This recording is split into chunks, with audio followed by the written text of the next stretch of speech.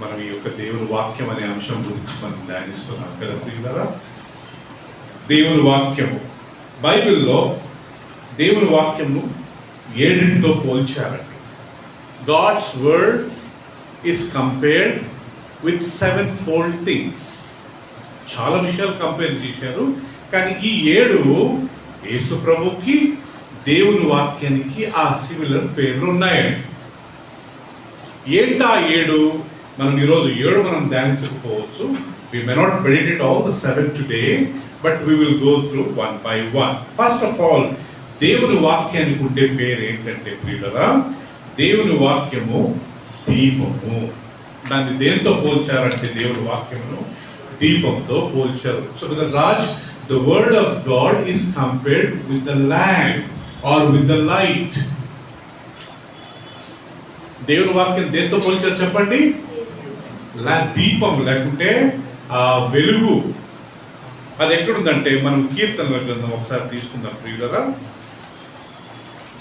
119వ అధ్యాయము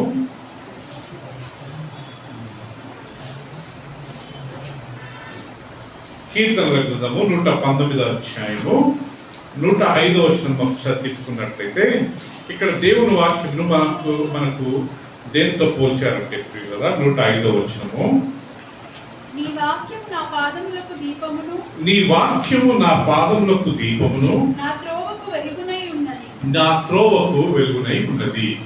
ఇంగ్లీష్ లో చదువు యోషిత.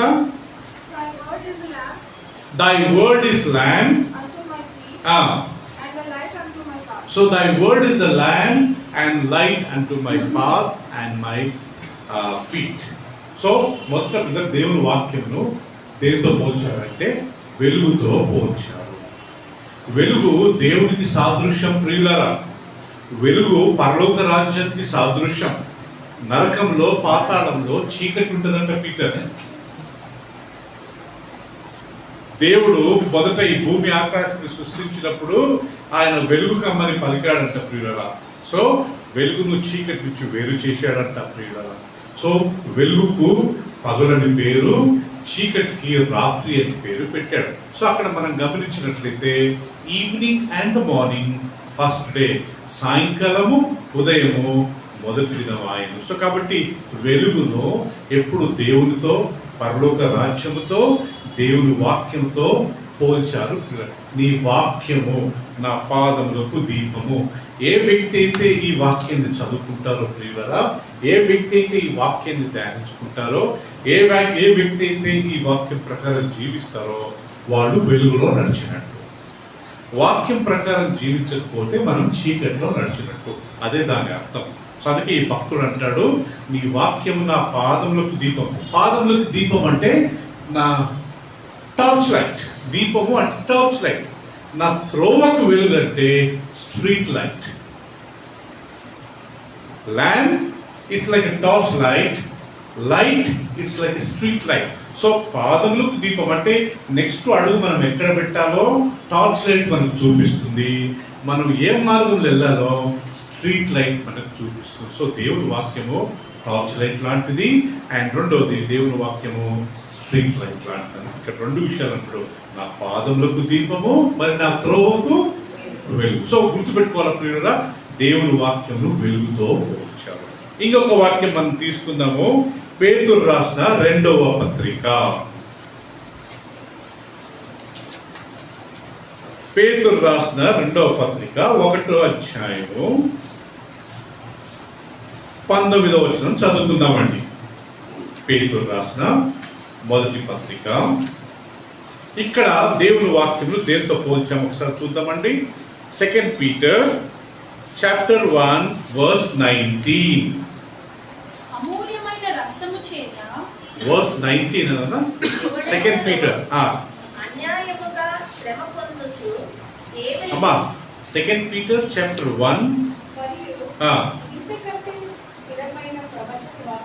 ఇంతకంటే స్థిరమైన ప్రవచన వాక్యం. ఇది 2 పీటర్ నేను చెప్పిందండి.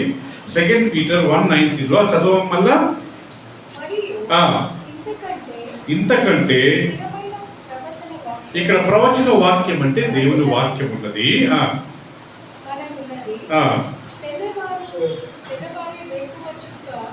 తెల్లవారి వేకువ చుక్క మీ హృదయంలో ఉదయించు వరకు ఆ వాక్యము చీకటి గల చోటున చూశారండి, ఆ వాక్యము చీకటిలో ఎలా ఉందంట? చెప్పండి, ఎలా ఉంది? వెలిగించు దీపము. దాని కింద రాస్తాడు, ప్రవచనములు మనుషుడు ఇచ్చ వల్ల కలగలేదు, మనుషుడు పరిశుద్ధాత్మ ద్వారా ప్రేరేపింపబడి వాటిని దేవుని మూలముగా పలికిరి. సో చీకటిలో దేవుని వాక్యం వెలిగిస్తుంది. సో దేవుని వాక్యము చీకట్లో వెలిగిస్తుంది. దేవుని వాక్యము నా పాదములకు దీపము, రెండవది నా త్రోవకు వెలుగై ఉన్నదని దేవుని యొక్క సేవకుడు ఆ వాక్యంలో రాశారు. సో ఇక్కడ దేవుని వాక్యము వెలుగుతో పోల్చు. రెండోది, ఇంకా ఎవరయ్యా వెలుగు అంటే యేసుక్రీస్తుగా వెలుగుతో పోల్చారు. ఇక్కడ వాక్యము యేసుక్రీస్తును మనం సపరేట్ చేయలేమండి. వాక్యానికి ఉన్న పేర్లన్నీ యేసు ప్రభుకున్నాయి, యేసు ప్రభుకున్న పేర్లన్నీ వాక్యానికి ఉన్నాయి. అందుకే వాక్యమును క్రీస్తును మనం వేరు చేయలేము. ఒక వాక్యం నేను చూపిస్తాను. యేసుక్రీస్తుకు ఒక పేరు ఉంది, అది ఏంటంటే ప్రకటన గ్రంథము 19వ అధ్యాయం తీసుకుందాం. ఎందుకు మనం క్రీస్తును వాక్యంను వేరు చేయలేమంటే నేను ఒక 3 వచనాలు చూపిస్తాను, గమనించండి అందరూ. We cannot separate Jesus and the word of God. They're always together. They always share the same nature, same quality. ఏంటంటే ప్రియులను గమనించండి, నేను చదువుతున్నాను. 19:13 ప్రకటన 19:13 రక్తములో ముంచబడిన వస్త్రము ఆయన అంటే యేసుక్రీస్తు ధరించుకొని ఉండెను. మరియు ఆయనకి ఏమని పేరుందంటే ప్రియులు, ఇక్కడ దేవుని వాక్యము అను నామము ఆయనకు పెట్టబడి ఉన్నది. His name is called the word of God. దేవునికి ఏమని, యేసు ప్రభుకి ఏమని పేరంట? దేవుని వాక్యము. ఇక్కడ క్లియర్ ఉంది ప్రియులరా. యేసుక్రీస్తు రెండో రాకడలో ఆయన తిరిగి వచ్చినప్పుడమ్మా ఆయన గుర్రం మీద సవారు చేసుకుంటూ ఆయన నోటి మాటతో వచ్చే ఆ ఖడ్గం చేత అందరినీ ఆయన సంహరిస్తాడంట ప్రియుడు. ఆ సమయంలో దేవుని సేవకుడు యోహాను చూస్తాడు, ఆయన రక్తంలో ముంచబడిన వస్త్రం ఉన్నది ఆయనకు. రెండోది, ఆయనకు దేవుని వాక్యం అని పేరు. సో యేసు ప్రభు అన్న వాక్యమే, వాక్యమన్న యేసు ప్రభే.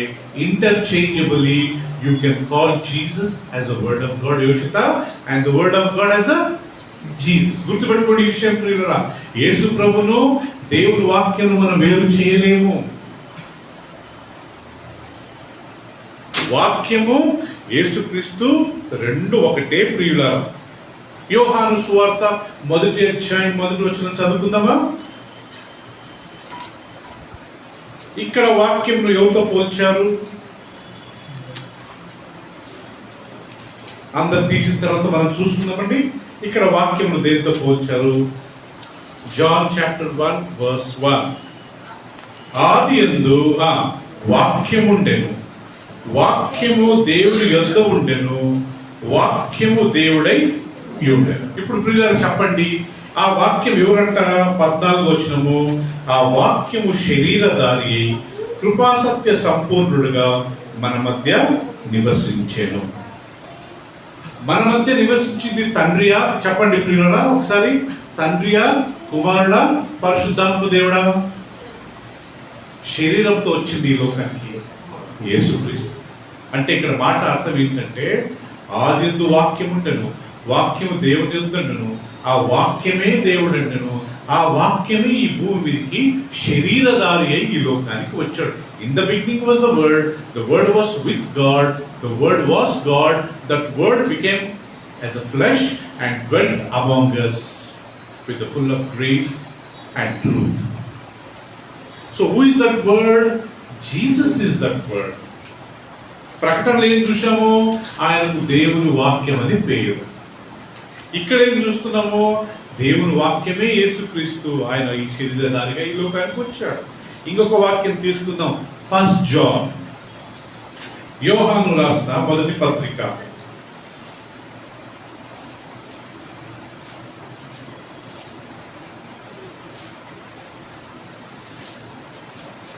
యోహాను రాసిన మొదటి పత్రిక 5వ అధ్యాయం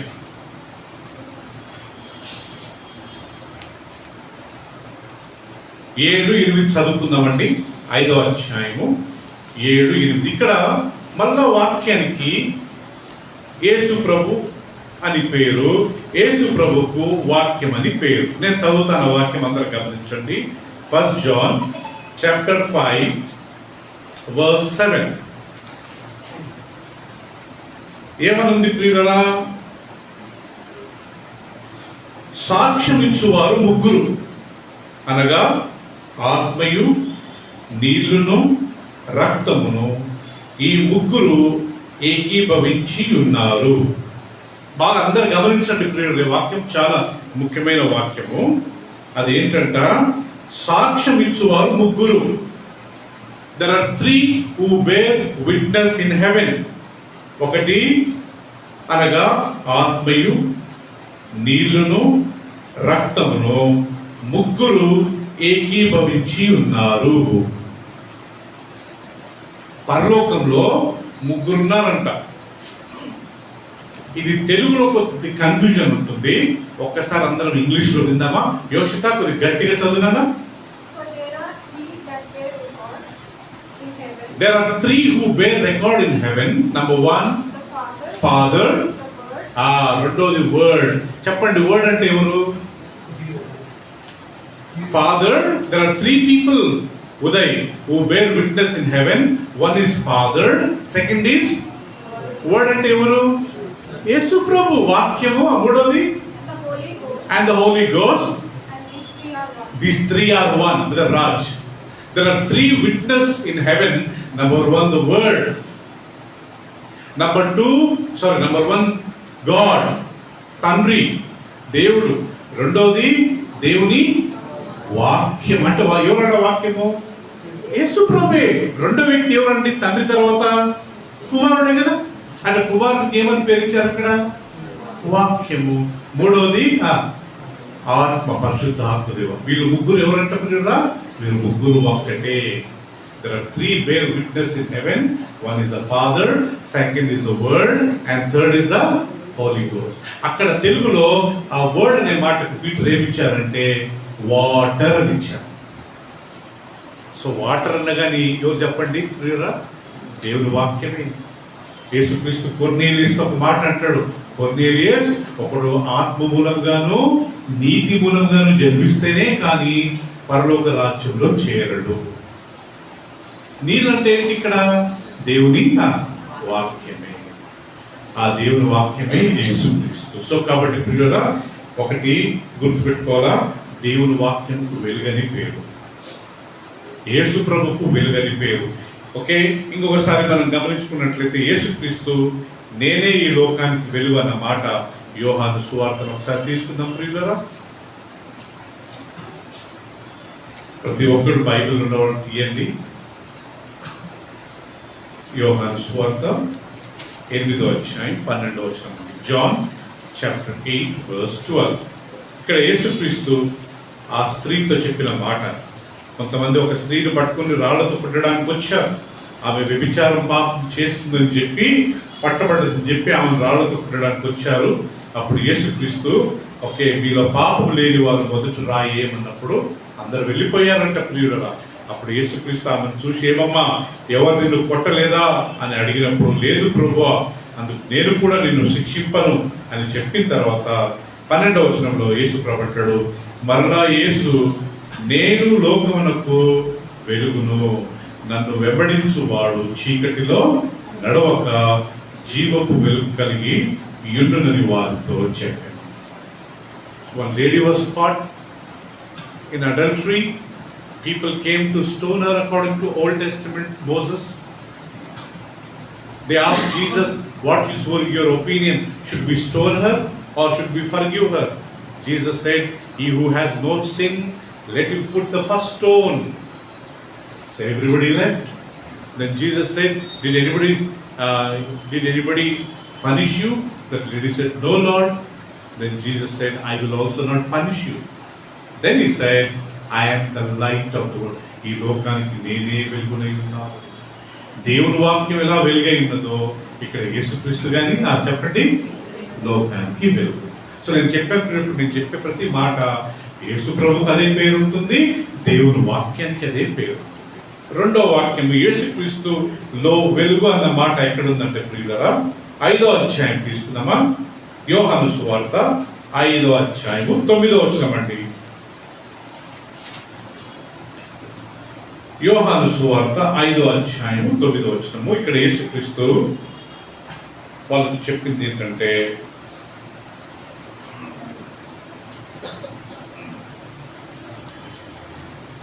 ఐదో అధ్యాయము 9వ వచనము.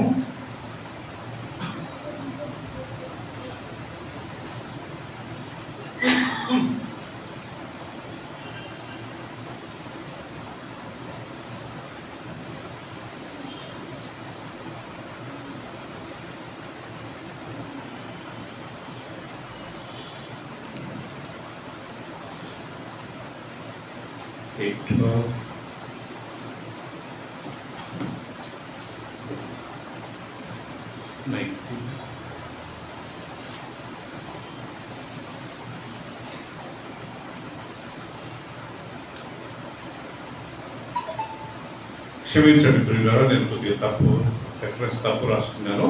నేను మళ్ళా దగ్గర చూపిస్తాను. సో రెండోది యేసుక్రీస్తు ఈ లోకానికి వెలుగు అనే మాటను మనం గమనించుకుంటాం ప్రియులారా. అండ్ మూడోది Jesus said we are the light of the world. మూడోది పీటర్, మనము ఈ లోకానికి వెలుగై ఉన్నాము. ఒకటి దేవుని వాక్యం ఈ లోకానికి వెలుగైతే, రెండోది యేసుక్రీస్తు ఈ లోకానికి వెలుగైతే, మూడోది దేవుడు మనల్ని వెలుగుగా చేశాడు. God is the word of God is the light, Jesus is the light of the world. And third రాజ్ God said you are the light of the world. మనం ఈ లోకానికి వెలుగై ఉన్నామంట. అది ఎక్కడ ఉందంటే ప్రియులారా ఒకసారి చూసుకుందామండి. మత్తయి సువార్త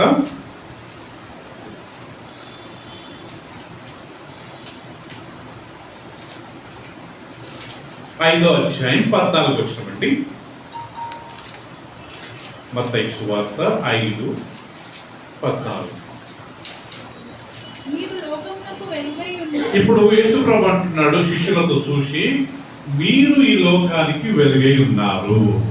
చాలా ఫస్ట్ దేవుని వాక్యం వెలుగైతే, రెండోది యేసుక్రీస్తు ఈ లోకానికి వెలుగు, మూడోది మనం ఈ లోకానికి వెలుగై ఉన్నారు. చదవమా తర్వాత. మీరు ఈ లోకానికి వెలుగై ఉన్నారు.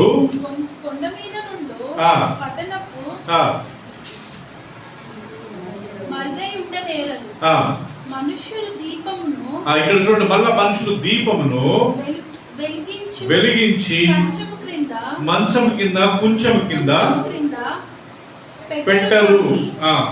అది ఇంటి నుండి వారందరికీ వెలుగునిచ్చుటకై దీపస్తంభము మీదనే పెట్టుదురు. చూశారు ప్రియులారా. దాని తర్వాత మనుష్యులు మీ సత్క్రియలను చూచి పరలోకమందున్న మీ తండ్రిని మహిమపరచునట్లు వారి ఎదుట మీ వెలుగు ప్రకాశింపనీయుడి. ఇప్పుడు చెప్పండి ప్రియులారా, ఇక్కడ మన వెలుగు అంటే అర్థం ఏంటి? మన సత్క్రియలు కదా రెబెక్కా. అంటే ప్రజలు దేవుణ్ణి స్తుతించాలంటే మన క్రియలు చూసి దేవుణ్ణి స్తుతిస్తారంట ప్రియులారా. మీరు ఈ లోకానికి వెలుగై ఉన్నారు. ఒక వ్యక్తి దీపమును వెలిగించి మంచం కింద, టేబుల్ కింద, చైర్ కింద పెట్టడు. అది అందరికి వెలిగించులాగా పైన దీపస్తంభం మీద పెడతారు. చిన్నప్పుడు బుడ్డి అని మనం వినాలి కదా ప్రియులారా, కిరసనాలు బుడ్డి అని చెప్పి వాళ్ళు వెలిగించే వారు ఇల్లంతా మనకు దీపం ఇచ్చేది. అలా మనుషులు మీ మంచి క్రియలను చూసి దేవుణ్ణి మహిమపరచుతారు ప్రియులారా. మన ఇళ్ళలో ఫోటోలు పెట్టి లేకపోతే ఇంటి మీద క్రాస్ పెట్టడం కాదు, దాన్ని బట్టి కాదు దేవుడు మనుషులు మనల్ని క్రైస్తవులని పిలిచేది. మన క్రియలను, మన సత్క్రియలను చూసి వీళ్ళు క్రైస్తవులని అప్పుడు పిలుస్తారన్న. గుర్తులు పెట్టుకోవడం వల్ల మనం నిజమైన క్రైస్తవుల యొక్క క్రియలు చేయడం వల్ల మనం నిజమైన క్రైస్తవులు. సో కాబట్టి ప్రియులారా గుర్తు పెట్టుకుందాము. ఒకటి దేవుని వాక్యం ఈ లోకానికి వెలుగంట, రెండోది యేసుక్రీస్తు ఈ లోకానికి వెలుగంట, మూడోది చెప్పండి మనము ఈ లోకానికి వెలుగై ఉన్నాము. రెండోది దేవుని వాక్యమును దేనితో పోల్చారంటే ప్రియులారా, దేవుని వాక్యమును నీళ్లతో పోల్చారు. The word of God is compared with water. Shocking గా, ఆశ్చర్యం అనిపిస్తుందా? అవును ప్రియులారా, దేవుని వాక్యంను నీళ్లతో పోల్చారు. The word of God is compared with water. ఎక్కడుంది ప్రియులారా? ద్వితీయోపదేశ కాండం 32వ అధ్యాయం అందరం తీసుకుందాం. Turn with me book of డిటరానమీ chapter 32.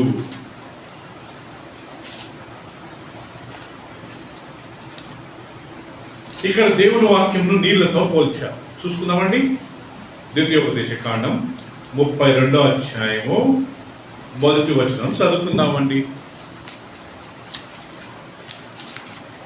32 నేను చదువుతాను, అందరు గమనించండి. మీ బైబిల్ తీసుకోండి ప్రియులారా.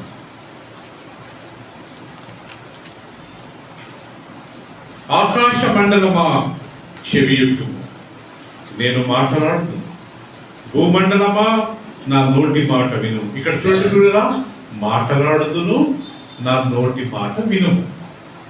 ఇక్కడ దేవుని మాట, ఆయన మాట్లాడే మాట ఎలాంటిది? అది నా ఉపదేశము వానవలే కురియును. ఇక్కడ దేవుని వాక్యమును వానతో పోల్చారు. నా వాక్యము మంచు వలె. రెండోది మంచు, లేత గడ్డి మీద పడు చినుకుల వలె. నాలుగోది పచ్చిక మీద కురియు వర్షం వలె ఉండును. అందరు చెప్పండి ప్రియులారా, దేవుని వాక్యం దేంతో పోల్చారు? వాన. రెండోది అందరు చెప్పండి, మంచు. మూడవది చినుకులు. నాలుగోది వర్షం. ఇదేంటంట ప్రియులారా? దేవుని వాక్యం. నా నోటి మాట is my word is like a rain, my word is like a dew, my word is like a showers, my word is like a rain drizzling. So దేవుని వాక్యమును వర్షంతో, వానతో, మంచుతో, నీళ్లతో పోల్చారు ప్రియులారా. ఇక్కడ మళ్ళా చదువుతాం, గమనించండి ప్రియులారా. నా ఉపదేశము వాన వలె కురియును, నా వాక్యము మంచు వలెను, లేత గడ్డి మీద పడు చినుకుల వలెను, పచ్చిక మీద కురియు వర్షం వలె ఉండును. నాలుగుతో పోల్చారు. వర్షం అనగా నీళ్ళే. రెండవది వానన్న నీళ్ళే. మూడవది మంచన్న నీళ్ళే. దాని తర్వాత చిరుగులన్న నీళ్ళే. అంటే ఈ నాలుగింటిని దేవుని వాక్యంతో పోల్చారు. దేవుని వాక్యం ఈ నాలుగుతో అంతేనా? యేసుక్రీస్తు ఎఫెసీయులకు రాసిన పత్రికలో ఒక వాక్యం ఉందండి. 5వ అధ్యాయము, ఎఫెసీయులకు రాసిన పత్రిక 5వ అధ్యాయము.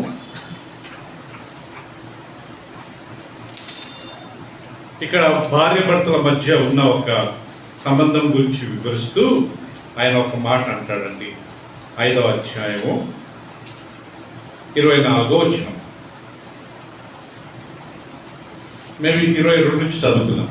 స్త్రీలారా, భార్యలకు చెప్తున్నాడు, ప్రియులారా, ప్రభువు వలె మీ సొంత పురుషులకు లోబడి ఉండండి. క్రీస్తు సంఘమునకు శిరస్సు అయినలాగున పురుషుడు భార్యకు శిరస్సు అయి ఉన్నాడు. క్రీస్తు శరీరమునకు రక్షకుడై ఉన్నాడు. సంఘము క్రీస్తునకు లోబడినట్టుగా భార్యలు కూడా ప్రతి విషయంలోనూ తమ పురుషులకు లోబడవలెను. పురుషులారా, మీరును మీ భార్యలను ప్రేమించుడి. అటువలే క్రీస్తు కూడా సంఘమును ప్రేమించి అది కళంకమైనను ముడత అయినను అట్టిది మరి ఏదీ లేక పరిశుద్ధమైనది గాను నిర్దోషమైనది గాను మహిమగల సంఘము గాను ఆయన తన ఎదుట దానిని నిలబెట్టుకునవలనని వినండి. దాని తర్వాత వాక్యముతో ఉదక స్నానము చేత దానిని పవిత్రపరిచెను. యేసుక్రీస్తు ప్రియులారా, గమనించండి, సంఘముని వాక్యముతో ఉదక స్నానం చేశాడంట. వాక్యం అనే నీళ్లతో ఉదక స్నానం చేయించాడంట. ఈ లోకంలో ప్రియులారా పరిశుభ్రపరిచేది నీళ్లు మాత్రమే అంట. పెట్రోల్తో శుద్ధి కాదు ప్రియులారా. ఇలాంటి ఆవిరితో శుద్ధి కాదు. ఒక వ్యక్తి మలినం పోవాలంటే నీళ్ళు మాత్రమే. ఇక్కడ అంటాడు, ఓ భర్తల్లారా మీరు మీ భార్యలను ప్రేమించండి. యేసుక్రీస్తు గారి సంఘాన్ని ప్రేమించి ఎలాంటి ముడత ఎలాంటి కళంకం లేకుండా ఆయన తన వాక్యమనే స్నానము చేత, వాక్యమనే నీళ్ళ చేత ఉదక స్నానం చేశాడంట సంఘాన్ని. మనమంతా ఈరోజు పరిశుద్ధులం అయ్యామంటే నీళ్ళనే వాక్యంతో దేవుడు మనుషులు ఇదిగో ఈ వారం వారం ఈ వాక్యం వింటుంటే నీళ్ళలాగా మనల్ని కడుగుతా ఉంటుందంట దేవుని వాక్యం. సో ఇక్కడ దేవుని వాక్యం దేంతో పోల్చారమ్మా? నీళ్ళతో. ఈ వాక్యాలు గుర్తుపెట్టుకుందాం ప్రియులారా. దేవుని వాక్యం మంచు లాంటిదంట, దేవుని వాక్యం నీళ్ళ లాంటిదంట, దేవుని వాక్యం వర్షం లాంటిదంట, దేవుని వాక్యం చినుకులు లాంటిదంట. ఇప్పుడు రెండోది యేసుక్రీస్తు. ఆయన నీళ్ళేనా? యేసుక్రీస్తు తను తాను నీళ్ళతో కంపేర్ చేసుకున్నాడు ప్రియులారా. చూపిస్తాను ఒక వాక్యం, దయచేసి చూడండి. యోహాను సువార్త 15వ అధ్యాయం. ఇప్పుడు వాక్యం నీళ్ళు, ఇక్కడ యేసుక్రీస్తు గారిని తను తాను నీళ్ళతో పోల్చుకుని ఒక మాట అంటున్నాడండి. Jesus is the water.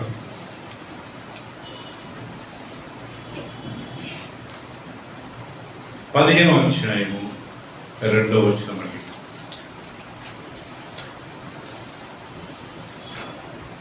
Okay, నేను నిజమైన ద్రాక్షావళిని, నా తండ్రి వ్యవసాయకుడు.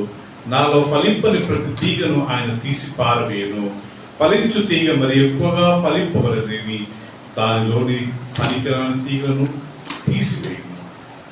దాని తర్వాత చెప్పండి ప్రియులారా, నేను మీతో చెప్పిన మాటను బట్టి మీరిప్పుడు పవిత్రులై ఉన్నారు.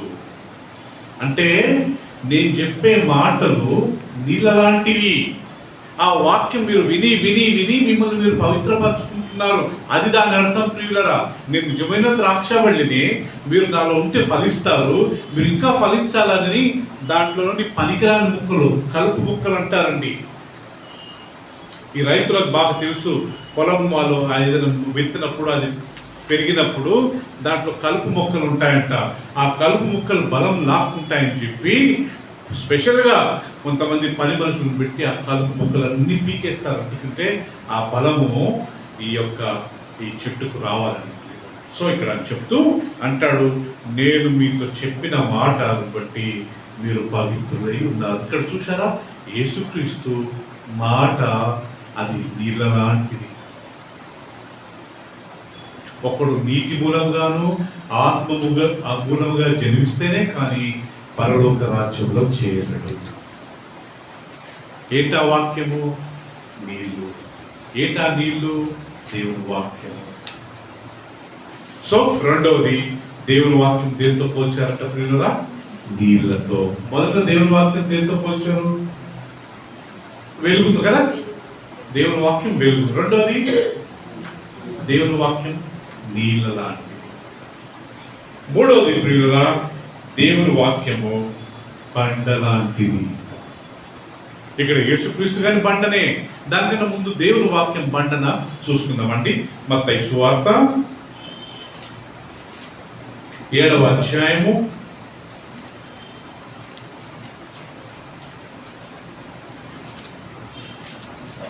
7వ అధ్యాయము. యేసుక్రీస్తు కొండ మీద ప్రసంగం ముగించుకున్న తర్వాత ఆయన చివరిలో కన్క్లూషన్ వర్డ్స్ అంటారు, ముగింపు మాటల గురించి మాట్లాడుతూ ఈ మాట అంటాడని మనం చాలాసార్లు చదువుకున్నాము. 7వ అధ్యాయము 24వ వచనం ఒకసారి మనం చదువుకున్నాం, గమనించండి. కాబట్టి ఈ నా మాటలు విని, చూడరా, మాటలు విని, వాక్యము విని, ఈ నా మాటలు విని వాటి చొప్పున చేయు ప్రతివాడును బండ మీద తన ఇల్లు కట్టుకొనిన బుద్ధిమంతుని పోలి ఉండును. వాన కురిసెను, వరదలు వచ్చెను, గాలి విసిరి ఆ ఇంటి మీద కొట్టెను గాని దాని పునాది దేని మీద ఉన్నట్ట? బండ మీద వేయబడెను గనుక అది పడలేదు. మరి ఈయన మాటలు విని వాటి చొప్పున చెయ్యని ప్రతివాడు ఇసుక మీద తన ఇల్లు కట్టుకునే వానికి పోలి ఉండును. వాన కురిసెను, వరదలు వచ్చెను, గాలి విసిరి ఆ ఇంటి మీద కొట్టెను, అప్పుడు అది కూలబడెను, దాని పాటు గొప్పదని చెప్పెను. గమనించండి ప్రియులారా, యేసుక్రీస్తు అంటాడు, నా యుద్ధకు వచ్చి నా మాటలు విని, అందరి గురించి ఇక్కడ రాస్తున్నట్టు ప్రియులారా, నా యుద్ధకు వచ్చి జయంతి నా మాటలు విని దాని ప్రకారం మీరు చేశారనుకోండి, మీరందరూ బండ మీద మీ ఇల్లును కట్టుకున్న వారికి సమానం. వరదలు వచ్చాయి, వర్షం వచ్చింది, గాలి విసిరింది, ఆ ఇంటి మీద కొట్టింది, ఆ ఇల్లు కూలలేదంట. ఎందుకంట? అది బండ మీద ఉంది కాబట్టి. ఇంకొక ఇల్లు ఎక్కడ కట్టారంట? వచ్చారంట, దేవుని వాక్యం నా యుద్ధకు వచ్చి నా మాట విని దాని చొప్పున జరిగించని ప్రతి వాడు ఇసుక మీద తన ఇల్లును కట్టుకున్న వానికి సమానం. వరదలు వచ్చినాయి, వర్షం వచ్చింది, గాలి వీసింది ప్రియులరా, ఆ ఇల్లు కూలిపోయిందంట.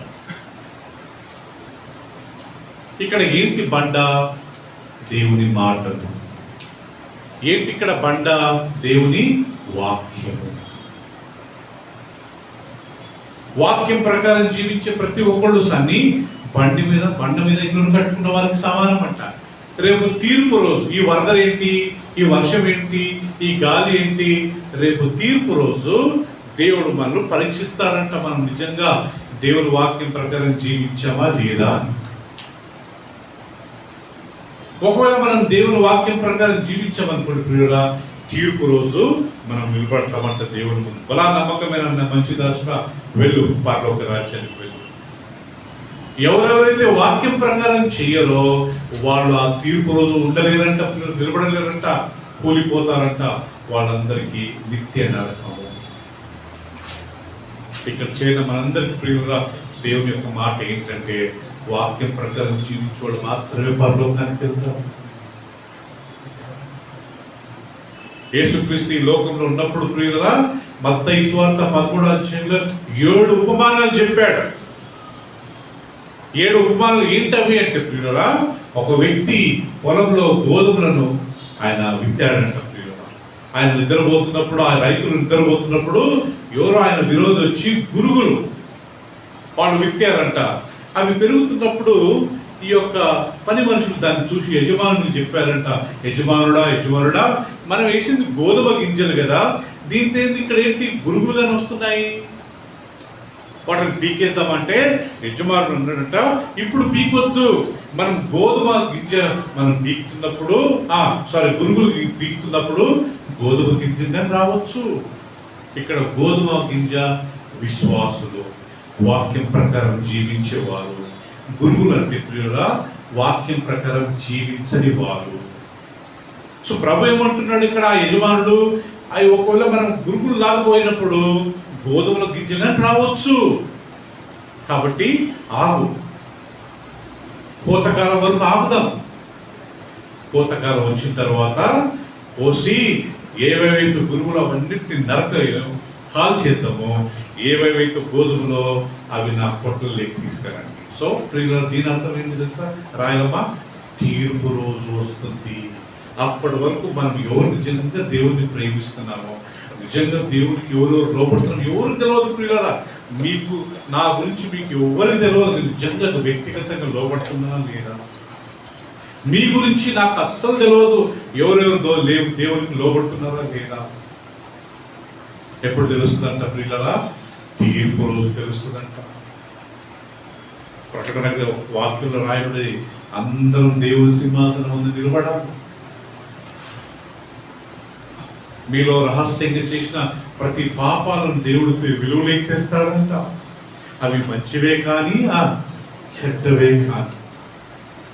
చాలాసార్లు నేర్చుకున్నాం, మంచి దేవుడు చెడ్డకు తీర్పులు ఏం తెచ్చాడంటే న్యాయం ఉంది, మరి మంచి వాటిని ఎందుకు తెస్తాడంట?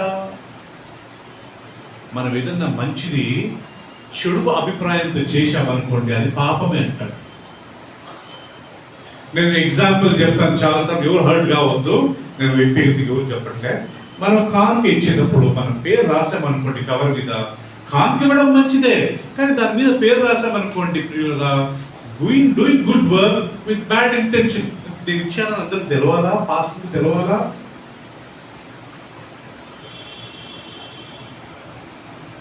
వాక్యం చదవడం మంచిదే, కానీ అందరి ముందు నాకు గొప్ప పేరు రావాలని మనం చదివామనుకోండి. మేము అక్కడ ఫస్ట్లో అక్కడ పంజాబీ కమ్యూనిటీ హాల్ దగ్గర ఉన్నప్పుడు 9 o'clock ప్రేయర్ అయిపోతుంది. ప్రియుల లాస్ట్ ప్రేయర్ ఒక సిస్టర్ ఉంటే, సిస్టర్ గారు మనల్ని ప్రార్థనలో నడిపిస్తారంటే ఆవిడ వచ్చి 15 నిమిషాలు ప్రేయర్ చేశారండి.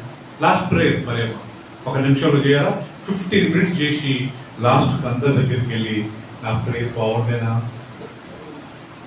అంటే, we're doing things for bad intention. Our motivation is not right. దేవుడు మహిమార్థం కొరకు చేయట్లే. We're not singing for the glory of God, we're not preaching for the glory of God. మన మందిరానికి వచ్చేది దేవుని మహిమపరచడానికి కాదు, కొన్నిసార్లు మన సెల్ఫిష్ గురించి ప్రియులరా, మన గొప్పతనాన్ని చూపించుకోవడానికి. అందుకే ప్రతి చెడు, అది మంచిదే కానీ చెడదే కానీ దేవునికి తెలుసు మన ఇంటెన్షన్, మనం ఎందుకు వస్తున్నాము కదా ప్రియులరా. నిజంగా దేవునికి లోబడే వస్తున్నామా, లోబడడానికి వస్తున్నామా, నేర్చుకోవడానికి వస్తున్నామా, లేకపోతే వేరే ఏమైనా కారణం, ఏదో వారానికి ఒకసారి వెళ్ళాలని వస్తున్నామా? సో దేవుని వాక్యం ప్రియులరా గుర్తుపెట్టుకోండి, బండ లాంటిది. ఎవరెవరైతే వాక్యం విని దాని చొప్పున జరిగిస్తారో వాళ్ళు బండ మీద తన ఇల్లును కట్టుకున్న వారికి సమానం. ఓకే, ఇది దేవుని వాక్యం. మరి యేసుక్రీస్తు బండనా? ఎస్, ఆయన గారి బండనే. అది ఎక్కడుంది? కొరింథీయులకు రాసిన పత్రిక 10వ అధ్యాయం తీసుకుందాం ప్రియులారా.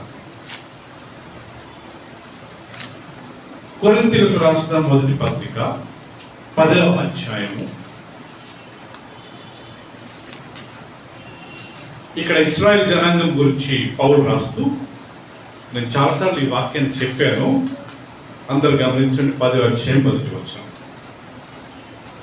సహోదరులారా, ఈ సంగతి మీకు తెలియకుండా నాకు ఇష్టం లేదు. అదేమనగా మన పితరులందరూ మేఘం కింద నుండేవి, వారందరూ సముద్రంలో నడిచేది, అందరూ మోషను బట్టి మేఘంలో సముద్రంలో బాప్తిసము పొందిరి, అందరూ ఆత్మ సంబంధమైన ఒకే ఆహారము భుజించిరి, అందరూ ఆత్మ సంబంధమైన ఒకే పానము చేసిరి, ఏలైనగా తమను వెంబడించిన ఆత్మ సంబంధమైన బండలోనిది తాగిది. దాని తర్వాత ఏముంది ప్రియులరా? ఆ బండ క్రీస్తే. అర్థమైందా? ఇప్పుడు పాత నిబంధన కాలంలో కదా రాజ్, దేవుడు నీళ్ళు ఇచ్చాడంట, బండలో నుంచి, పెద్ద రాక్లో నుంచి ఇట్లా కొడుతుండలే నీళ్ళు వచ్చాయంట.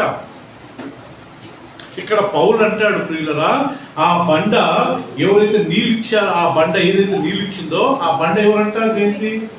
క్రీస్తే, యేసుక్రీస్తే. ఇప్పుడు మనం ఇందాక చూసాము, నా మాటలు విని దాన్ని చొప్పున జరిగించేవారు దేని మీద తన ఇల్లును కట్టుకున్న వారికి సమానం? బండ మీద. ఆ బండ ఎవరు ఇక్కడ? యేసుక్రీస్తే. వాక్యం బండే, యేసుక్రీస్తు కానీ బండ. Jesus is rock, even the word of God also is rock. ప్రపంచంలో ఒక బిలీఫ్ ఉందండి, అదేంటంటే యేసుక్రీస్తు అంటాడు, పేతురు ఈ బండ మీద నా సంఘాన్ని కడతాను. చూద్దామండి మత్తయి సువార్త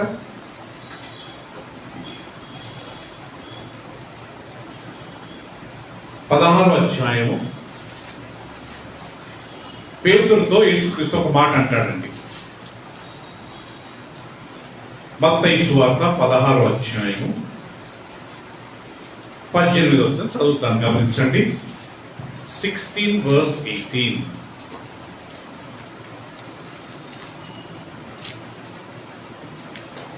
ఏమనుంది ప్రియులు అక్కడ? 16:18 నేను చదువుతాను, గమనించండి. మరియు నీవు పేతురు, ఈ బండ మీద నా సంఘమును కట్టుదును, పాతాళ లోకము దాని ఎదుట నిలవనేరదని నేను మీతో చెప్పుచున్నాను. గమనించండి ప్రియురా, ఇక్కడ పేతురు అంటాడు, ప్రభువా, ఈ ఒకరోజు యేసుక్రీస్తు అందరిని శిష్యులను ఒక మాట అడుగుతాడు, ప్రజలు నా గురించి ఏమనుకుంటున్నారు? కొంతమంది ప్రవక్త, కొంతమంది ఇర్మియా, కొంతమంది యేషయా, మరి మీరేమనుకుంటున్నారు అంటే పేతురు గబక్కిన లేచి, అయ్యా నువ్వు దేవుని కుమారుడు అంటుంది. అప్పుడు యేసుప్రభు అంటాడు, పేతురు, నీకు రక్త మాంసములు ఈ యొక్క ప్రకటనను బయలుపరచలేదు. నువ్వు దేవుని కుమారుడు అన్నవే ఆ మాట బండ లాంటిది. ఆ బండ క్రీస్తు అనే బండ. నువ్వు దేవుని కుమారుడు అన్నావే, ఆ క్రీస్తు అనే బండ మీద నేను నా సంఘాన్ని కడతాను. పేతురు అంటే బండ కాదు, పేతురు అంటే చెప్పండి రాయి. I don't want to tell the name of the church. ఒక సంఘం ఉంది ప్రియుల మనకు. ఆ సంఘంలో ఇప్పటికి వాళ్ళు నమ్మేది అంటే పేతురు మీద దేవుడు సంఘాన్ని కట్టాడు, చర్చ్ పేతురు మీద కట్టారని చెప్పి పేతురును ఒక దేశంలో చాలా గొప్పగా ఆరాధిస్తారు. బట్ పేతురు మీద కాదు బండ, పేతురు బండ కాదు, పేతురు రాయి. యోహాను సువార్త తీసుకుందామండి. చివరి వాక్యము 1:42 పేతురు అంటే ఏంటి చూద్దామండి. యోహాను సువార్త 1:42.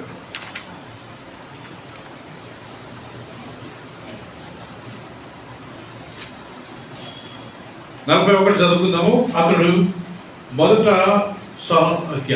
సహోదరుడు ఆంద్రేయ ఇతడు మొదట తన సహోదరుడైన సీమోనును చూచి మేము మెస్సియాను కనుగొంటుమని అతనితో చెప్పి యేసు వద్దకు అతను తోడుకుని వచ్చెను. మెస్సియా అను మాటకు అభిషక్తుడని అర్థము. యేసు అతని వైపు చూచి, నీవు యోహాను కుమారుడు అయిన సీమోను, నీవు కేఫా అనబడదు అని చెప్పెను. కేఫా అను మాటకు చెప్పండి ప్రియులారా ఏంటి? రాయని అర్థమైంది. పీటర్ అంటే అర్థం ఏంటి? రాయి. క్రీస్తు అంటే అర్థం ఏంటి? బండ.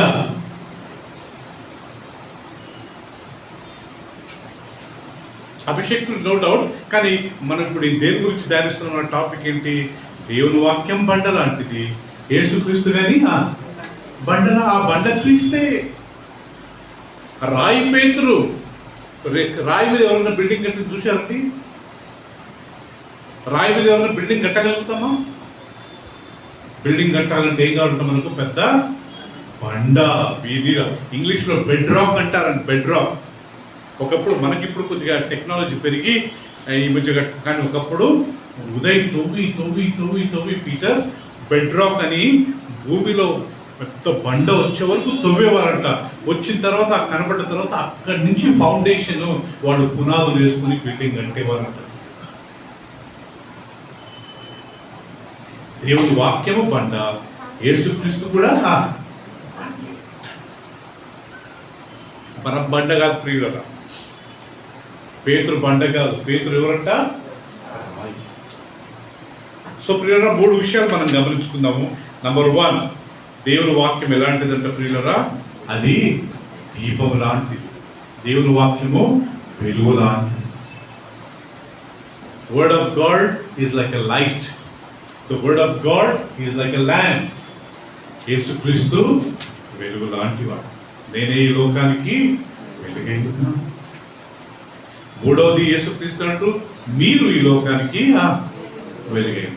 ఇక్కడ 3 వెలుగులు ఉన్నాయి ప్రియులారా. దేవుని వాక్యం వెలిగే, 2వది యేసుక్రీస్తు వెలిగే, 3వది మనం కూడా వెలిగే. మన వెలుగు ఎప్పుడు బయలుపడుతుందంటే ప్రియులారా, మన మంచి క్రియలు, సత్క్రియలు కదా ప్రియులారా. మదర్ తెరెసా, ఈరోజు ఆమె గురించి తెలవని వ్యక్తి ఎవరైనా ఉన్నారా? మంచి క్రియలు. ఆమె ఎక్కడో ఏదో దేశంలో పుట్టి పెరిగిన మన దేశానికి వచ్చి కలకత్తాలో ఆమె ఈ యొక్క స్ట్రీట్స్లో వెళ్ళి బీదలకు సాయం చేసేది. కుష్ఠరోగులకు చీము రక్తం జారుతుంటే ఆమె ఒక కాటన్ తీసుకుని క్లీన్ చేసేదంట ప్రియులారా. ముక్కు చీముడు వస్తుంటే ఆమె క్లీన్ చేసేదంట, వాళ్ళ కడిగేదంట, వాళ్ళ ముఖాలు కడిగి స్నానాలు చేయించి మంచి బట్టలు వేయించి వాళ్ళకి చదువు నేర్పించిందంట. మంచి క్రియలంట. మనమే స్వార్థంగా ఉండకుండా అయినంత వరకు, మన చేతనంత వరకు మనం కొన్ని మంచి క్రియలు చేసుకుంటాం. మన సాక్ష్యాన్ని చూసి చాలా మంది ప్రభువులకు రావాలంట. మన క్రియలే వెలుగు లాంటి. ఇంటి ముందు స్టార్లు పెట్టడం కాదు ప్రియులరా, మన క్రియలు, మన మంచి మాటలు, మన మంచి ప్రవర్తన కదా ప్రియులరా. పెట్టుకునేటోళ్ళు పెట్టుకోవచ్చులేండి, అది కదా, అదొక్క దానివల్లనే మనం క్రైస్తవులని అనబడతామా? యేసుక్రీస్తు అది చెప్పాడా? మీ సత్క్రియలను చూచి, మీ మంచి పనులను చూసి ప్రజలు దేవుని మహిమపరచాలి. రెండవది, దేవుని వాక్యము నీళ్ళలాంటి. నా మాట నేను మాట్లాడుచున్నాను, నా మాట అది ఏంటంటే ప్రియులరా, వర్షం వలెను, మంచు వలెను, చినుకుల వలెను, వాన వలెను. క్రీస్తు వాక్యం అనే నీళ్లతో సంఘాన్ని ఏం చేశాడంట? ఉదక స్నానం. వాక్యం అనే నీళ్లు, గుర్తుపెట్టుకోండి, వాక్యం నీళ్లతో పోల్చి వాక్యం వింటా ఉంటే, అందుకే యేసుప్రభు తర్వాత అంటాడు, నేను చెప్పిన మాటను బట్టి మీరు పవిత్రులయ్యారు. ఇట్నే వాక్యం వింటా ఉంటే ఏమవుతుందంటే మన హృదయం క్లీన్ అవుతానే ఉంటుంది. నేను చాలాసార్లు చెప్పాను, ఈ నదులలో కొన్ని రాళ్ళు ఉంటాయి, పెబల్స్ అంటారు, పెద్ద పెద్ద రాళ్ళు. ఈ ఫిష్ అక్వేరియంలో, చేపల అక్వేరియంలో పెడతారు. ఎంత స్మూత్గా ఉంటాయి తెలుసా ప్రియులరా? ఇప్పుడు విషంతో చేస్తున్నారు, కానీ ఒకప్పుడు అవి ఎప్పుడు నదిలో ఉండేయంట ప్రియులరా. ఆ నదిలో నీళ్లు పారి పారి పారి పారి ఆ రఫ్గా ఉన్న రాయిని, ఆ షేప్ లేని రాయిని ఆ నీళ్లు పారి పారి పారి మంచి పులకరాలుగా స్మూత్గా చేస్తాయంట. అలాగే శోషిత, మనం కానీ వాక్యం వింటానే మనం పర్ఫెక్ట్ కాము. ఒక వారము, 10 రోజులు, ఒక 10 సంవత్సరాలలో మనం పర్ఫెక్ట్ కాము. మనం బ్రతికన్ని రోజులు దేవుని వాక్యాన్ని వింటూనే ఉండాలా. మన చేతులు మలినం అయితేనే ఉంటాయి, మనం పాపం చేస్తూనే ఉంటాము, కనీసం ఈ వాక్యం మనల్ని పవిత్రులుగా చేస్తూనే ఉంటుంది. ఆ వాక్యం వింటా ఉంటే మనం శుద్ధి పరుస్తూనే ఉంటుంది. నాకు అన్ని తెలుసులే అని మనం ఇంట్లో కూర్చున్నాం అనుకోండి ప్రియులుగా, మనం శుద్ధులం కాలేము. బైబిల్లో ఒక వాక్యం ఉంది, వినటం వల్ల ఏమొస్తుందంట? చూద్దామండి వాక్యము. రోమిలకు రాసిన పత్రిక. Faith comes by hearing and hearing the word of God. వినటం వల్ల దేవుని వాక్యము. 10వ అధ్యాయం 17వ వచనం అండి. దేవుని వాక్యం వినడం వల్ల మనకి ఏది వస్తుందో చూద్దాం. రోమా 10:17. ఒకళ్ళు ఇంగ్లీష్లో, ఒకళ్ళు తెలుగులో చదవండి. వినండి ప్రియులారా, వినుట వలన విశ్వాసము కలుగును. ఆ వినుట క్రీస్తుని గురించిన మాట వలనే కలుగును. చాలు చాలు, ఇంగ్లీష్ లో చదవండి. సో బ్రదర్ రాజు గారు, faith comes only by hearing. Brother Raj, faith comes by hearing.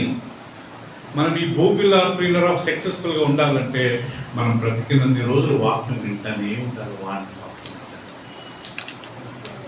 మనకు మందిరం దగ్గర ఉంది కాబట్టి ప్రతి వారం, ప్రతి గురువారం, ప్రతి ఆదివారం వచ్చడానికి ప్రయత్నం చేయాలి. వాక్యం వింటానే ఉండాలి.